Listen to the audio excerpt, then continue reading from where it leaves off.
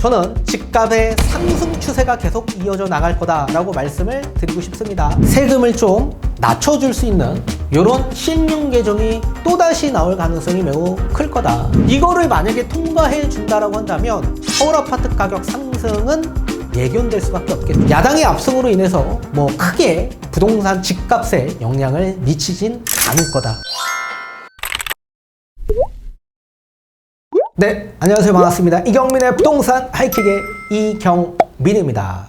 자, 4월 10일 22대 총선 결과 발표가 민주당의 압승으로 마무리가 되었습니다. 자, 그래서 지금 윤석열 정부가 추진해왔던 여러 부동산 규제 완화 정책안들이 민주당의 반대에 부딪혀 결국 무산될 가능성이 매우 높아졌습니다.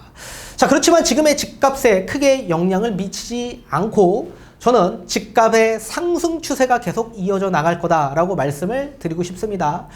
이미 21대 국회에서도 여소야대 정국으로서 그동안 여러 가지의 법안들을 추진해 왔지만 민주당의 반대에 부딪혀 계류되거나 아니면 폐기되는 법안들이 많았는데도 불구하고 집값 상승 반등은 이어져 왔었기 때문에 그렇습니다.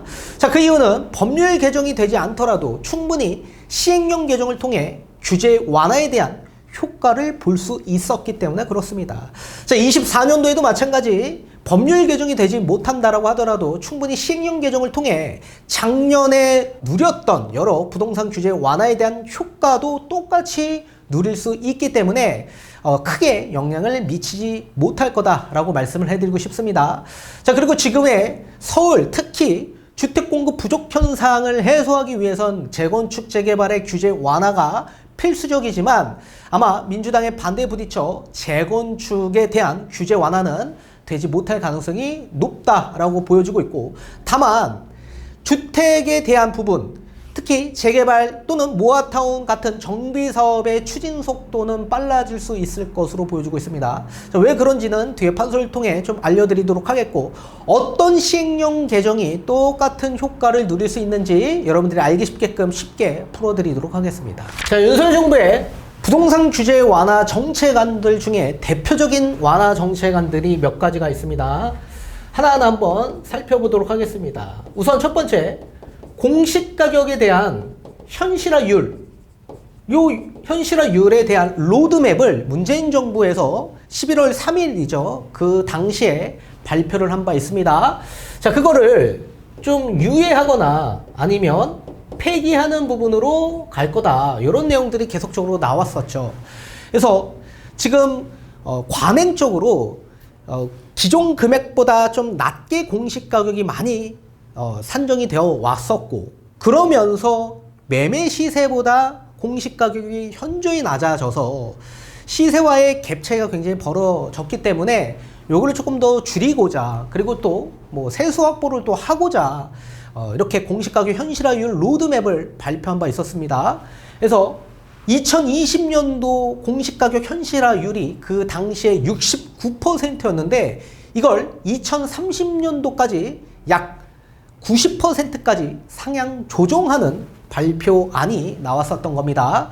자, 그거를 지금 아직 뭐 법안 발의를 한 건 아니지만 이걸 2035년까지 유예하거나 또는 90%가 아니라 한 80% 수준까지 조금씩 점진적으로 올리는 방향, 이런 방향으로 좀 선회하는 법안들이 나올 거다, 이런 얘기들이 나왔던 적이 있었습니다. 또는 이걸 아예 그냥 폐기하는 수순으로 가자, 이런 얘기들이 나왔었는데, 요게 이제 법안이 만약에 발의돼서 통과가 되려면 부동산 공시법을 개정을 해야만 하는 겁니다. 그러려면 당연히 민주당의 이제 동의가 좀 필요하죠. 근데 동의를 해줄 가능성이 매우 현저히 적다. 왜냐면 이런 법안들은 이미 문재인 정부 때 통과됐던 법안이었기 때문에 요거를 뭐 불과 뭐 한 4년 만에 폐지하지는 않겠죠. 그죠? 그래서 공시가격 현실화율에 대한 부분, 요 부분에 대한 법률 개정이 되지 못한다라고 하더라도 충분히 시행령 개정을 통해서 종부세와 재산세를 조금 더 낮출 수 있는 방안들이 있었습니다. 자, 그런 방안들은 공정시장 가액 비율, 요 공정시장 가액 비율을 조정하는 시행령 개정입니다. 재산세도 그렇고 종부세도 마찬가지입니다. 충분히 공정시장가액 비율을 낮춰서 세금을 좀 낮춰줄 수 있는 이런 시행령 개정이 또다시 나올 가능성이 매우 클 거다. 그래서 기존에 이 종부세에 대한 공정시장가액 비율이 원래는 100%였습니다. 이 공정시장가액 비율은 공시가격 합산에서 공제액을 제외하고 그 다음에 공정시장가액 비율을 적용하는 겁니다.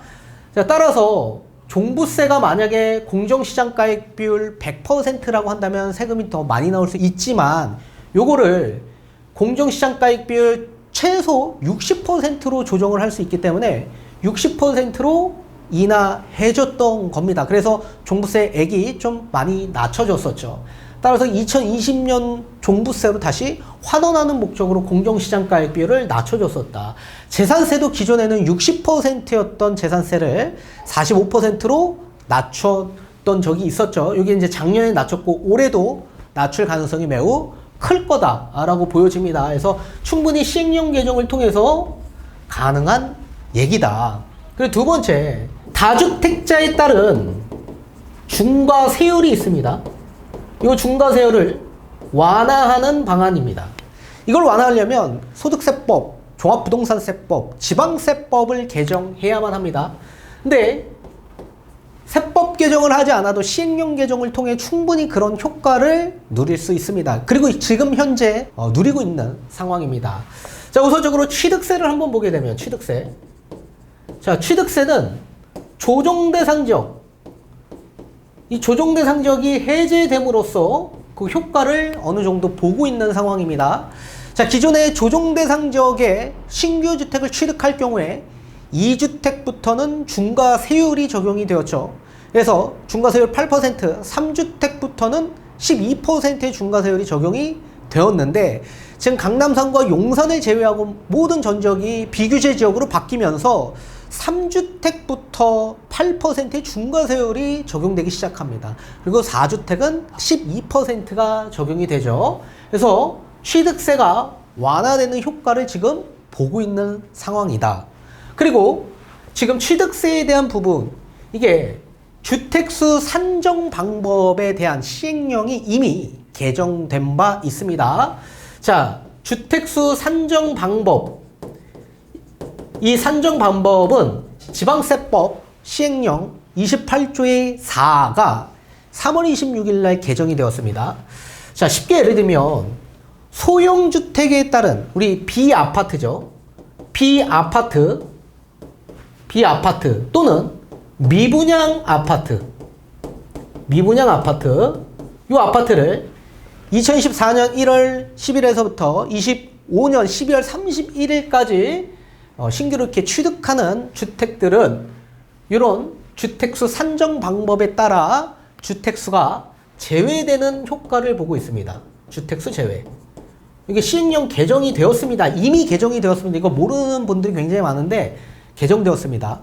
자, 다시 쉽게 예를 들면 아파트를 제외한 모든 소형주택들, 다가구, 그리고 또 오피스텔, 다세대 주택, 연립주택 이런 경우에는 2024년 1월 10일에서부터 25년 12월 31일 준공된 신축 주택을 취득할 경우에 취득세에 있어서 중과세율이 완화되는 건 아닙니다.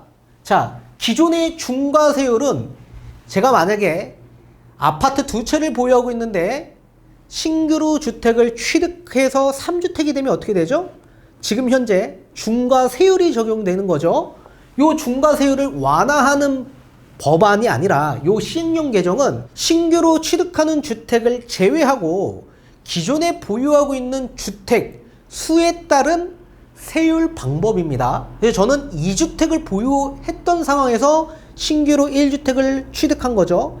그래서 신규로 취득하는 주택을 제외하고 기존에 보유하고 있는 주택 2주택 세율로 취득 세율을 정하겠다. 요게 이제 시행령 개정이 이번에 된 겁니다. 이번에.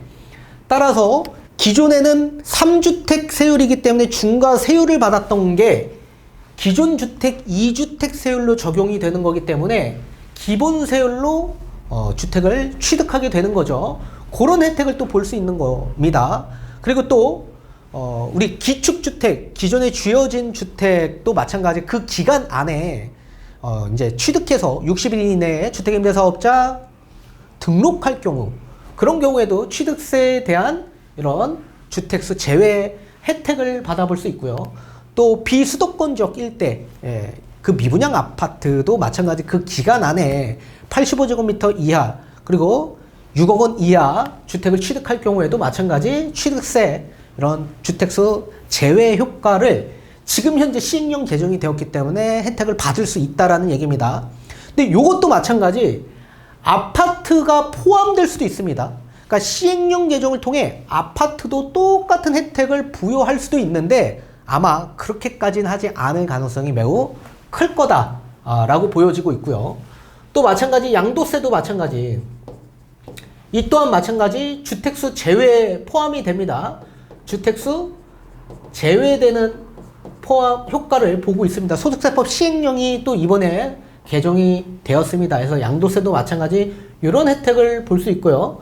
또 양도세 중과에 대한 부분 요거를 유예하는 시행령 개정이 나왔었죠. 그래서 1년간 더 유예하겠다. 그래서 2025년 5월 9일까지 또 한시적으로 1년간 유예하는, 그래서 강남 3과 용산 같은 지역 일대는 아직도 중과가 적용되고 있는 지역이기 때문에 1년간 유예가 되고 있는 상황이고, 또 그 이후에도 또 1년간 더 유예시킬 수 있습니다. 시행령 개정을 통해서.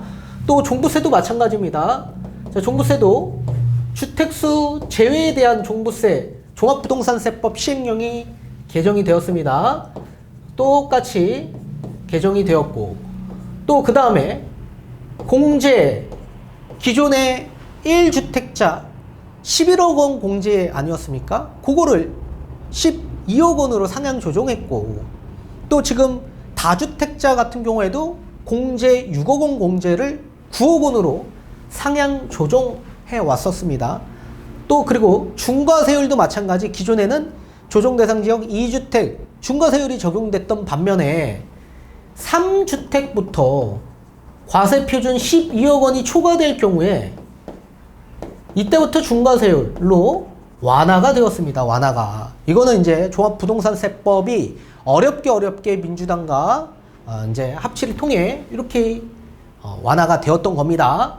그래서 종부세도 원래는 2주택부터 중과세율인데 3주택 그것도 12억 원 초과될 경우 중과세율로 완화가 됐고, 세율도 완화가 되었던 겁니다. 그리고 공제액도 높여졌고, 따라서 지금 현재 종부세와 양도세에 대한 중과세율은 사실상 지금 어느 정도 해소가 되어 왔다, 이렇게 보시면 좋을 것 같고, 취득세에 대한 부분도 비아파트에 따른 부분은 어느 정도 해소가 되어 있는 상태입니다. 아파트는 아직 해소가 되지 않은 상황이지만 아파트도 비수도권에 있는 미분양 아파트 같은 경우에는 어느 정도 해소가 됐죠. 그래서 이런 부분들이 지금 일정 부분 해소가 됐다. 그래서 세 번째, 자, 분양가 상한제에 대한 부분, 이 부분 실거주 의무가 있죠.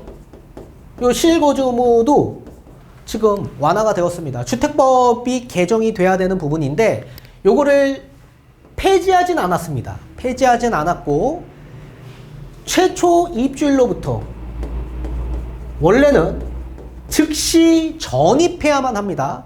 그리고 이제 분양가 상한제 적용되는 지역, 공공택지도 마찬가지입니다. 무조건 들어가서 거주 의무가 있는데 최소 2년에서 3년 이렇게 거주 의무가 있죠. 근데 최초 입주일이 아니라 최초 입주일로부터 3년 내로 전입하는 목적으로 완화가 현재 되었던 상황입니다. 그래서 주택법이 이번에는 개정이 되었다. 그래서 이거를 아예 지금 당장 폐지하기는 어려운 수순이다. 이거는 이제 3년이 되는 시점, 요때 가서 다시 한번 얘기가 나올 수 있다라고 보셔야 됩니다. 그리고 네 번째, 재건축, 재개발에 대한 부분입니다. 재개발 규제 완화에 대한 부분이 1월 10일 정책에서 발표가 된 바 있었습니다. 자, 이것도 마찬가지 도정법을 개정해야 되는 부분이 있습니다. 특히 재건축 같은 경우에 도정법을 개정해야 됩니다. 다만 재개발 같은 경우에는 시행령 개정을 통해 충분히 가능한 완화 정책 아닙니다. 그래서 뉴스나 매스컴에는 재개발도 똑같이 재건축처럼 이런 규제 완화가 어렵다라고 이제 포함이 되어 있지만 그건 아닙니다. 재건축만 어렵다라고 보셔야 될 것 같습니다. 자, 우선 재건축에 대한 부분 두 가지가 있죠. 크게 보면 안전진단에 대한 부분. 이 안전진단을 없애는 게 아니라 기간을 유예해 주겠다라고 했습니다. 기간 유예. 그리고 재건축 초과이익 환수제. 이 재초안에 대한 부분, 완화에 대한 부분이 이미 해소가 되어 있는 상태입니다. 재초안을 지금 당장 없애기는 어렵다. 왜? 얼마 전에 완화가 되었기 때문에 없애긴 어려운 상황입니다. 자, 우선적으로 재건축 같은 경우에는 추진 단계가 있습니다. 우선 안전진단이 통과가 돼야지만 입안 제한을 하고 그 다음에 기본계획 수립이 되고 구역 지정이 되고 추진위가 구성된 다음에 조합 설립인가가 나는 겁니다. 그런데 이 안전진단에 통과가 되지 못하는 재건축 단지가 워낙 많기 때문에 추진되지 못하고 정체되어 있는 아파트가 너무 많이 되어 있는 상태죠. 그래서 주택 공급이 원활하게 되지 못하는 그런 이유 중에 하나로 작용이 되는 겁니다. 그래서 이 안전진단을 사업 시행 인가가 나기 전까지 그 기간을 좀 유예하는 그런 법안을 발의하겠다. 이런 내용이 이제 이번 정책안에 발표가 된 바 있었습니다. 그래서 조합 설립이 나고 그 다음에 사업시행 인가가 나기 때문에 그 사업시행 인가 전까지 안전진단이 통과만 되면 되는 방향.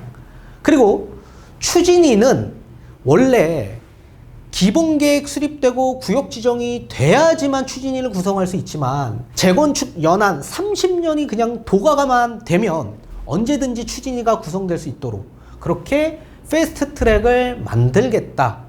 그리고 조합 설립을 추진위와 함께 병행해서 빨리 진행될 수 있도록 진행하겠다. 이런 내용들이 담겨져 있던 것들입니다. 근데 이런 것들은 이제 도정법을 개정해야 되는 부분인데 이거를 만약에 통과해 준다라고 한다면 사실 서울 아파트 가격 상승은 예견될 수밖에 없겠죠. 지금도 재건축 아파트, 압구정, 목동 이런 지역 일대에서 신고가가 계속 나오고 있는 상황이기 때문에 이 안전진단 완화해준다라고 한다면 그게 법안이 통과가 된다면 또다시 집값 상승을 유발할 수 있는 법안이기 때문에 아마 통과시키지 않을 가능성이 매우 클 거다. 그리고 이제 재초안 같은 경우에도 1인당 조합원의 개발이익이 만약에 발생을 할 경우에 3천만 원 초과해서 5천만 원 미만인 경우 3천만 원이 초과된 경우 10% 정도의 또 부담금을 내야 되는 부분이 있었는데 이게 이제 8천만 원까지는 면제되고 8천에서 1억 3천만 원 경우에는 10% 이렇게 해서 대폭 완화가 된 상황입니다. 이런 상황에서 재초안을 지금 당장 없애기는 어려운 상황일 거다. 그렇게 보여주고 있습니다. 그래서 재건축에 대한 규제는 지속적으로 유지될 가능성이 있을 거다. 그리고 재개발에 대한 부분이 있었죠. 이 재개발은 노후도 요건 이 노후도 요건을 완화해 주겠다. 이런 내용이 담겨져 있던 정책안이었습니다. 그래서 우리가 재개발을 추진하는 데 있어 여러 가지 요건들이 필요합니다.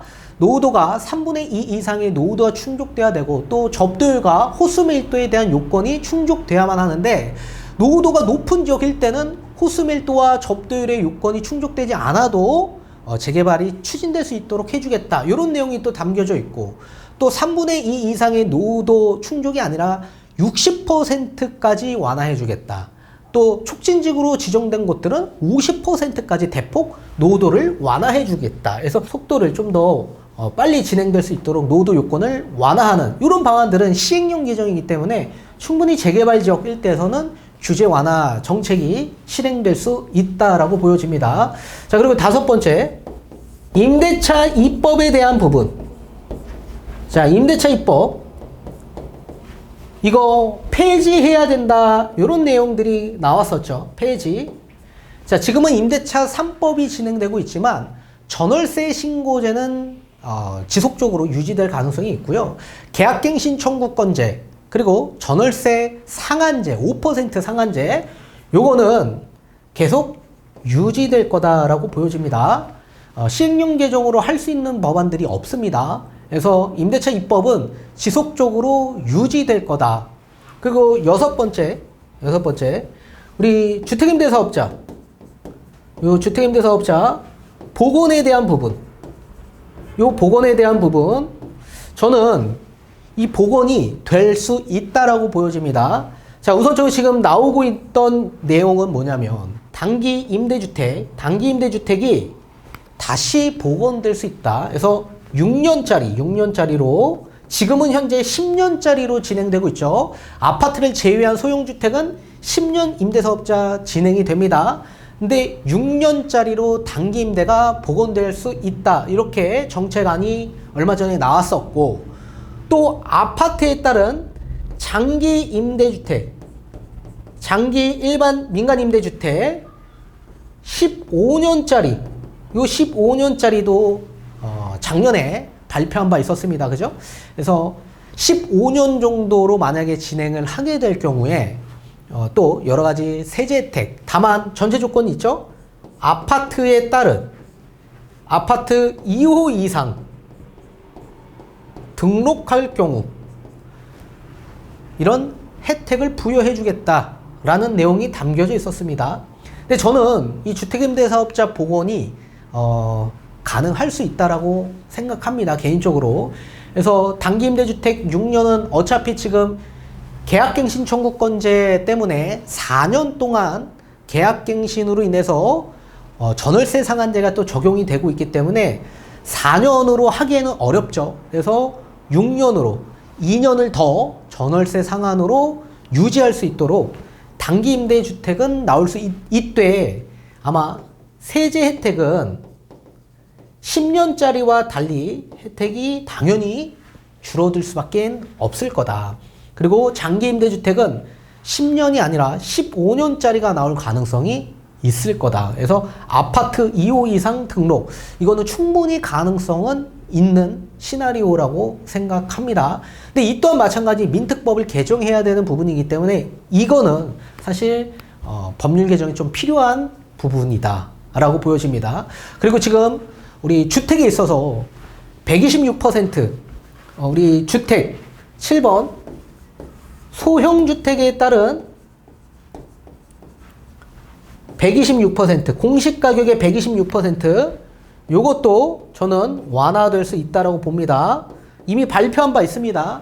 어느 정도 좀 저 126%의 수치를 좀 낮춰주겠다 이런 내용들이 있기 때문에 아마 발표가 될 거고, 요거는 뭐 충분히 법률 개정이 필요 없는 부분입니다. 법률 개정이 필요 없는 부분이기 때문에 충분히 가능할 수 있다, 그렇게 보여집니다. 따라서 우리가 지금 여러 가지의 부동산 규제 완화 정책안들을 봤는데 법률 개정이 특히 되지 않더라도 충분히 그동안 시행령 개정을 통해서 지금까지 부동산 규제 완화에 대한 효과를 누려왔었고, 그리고 지금도 추가적으로 시행령 개정을 통해서 이런 여러 가지의 세제 혜택들을 받고 있는 실정입니다. 그래서 앞으로도 법률 개정이 되지 않더라도 시행령 개정을 통해 충분히 지금의 혜택들을 유지하고 또 추가적으로 혜택들을 받을 가능성이 있을 거다. 그래서 야당의 압승으로 인해서 뭐 크게 부동산 집값에 영향을 미치진 않을 거다.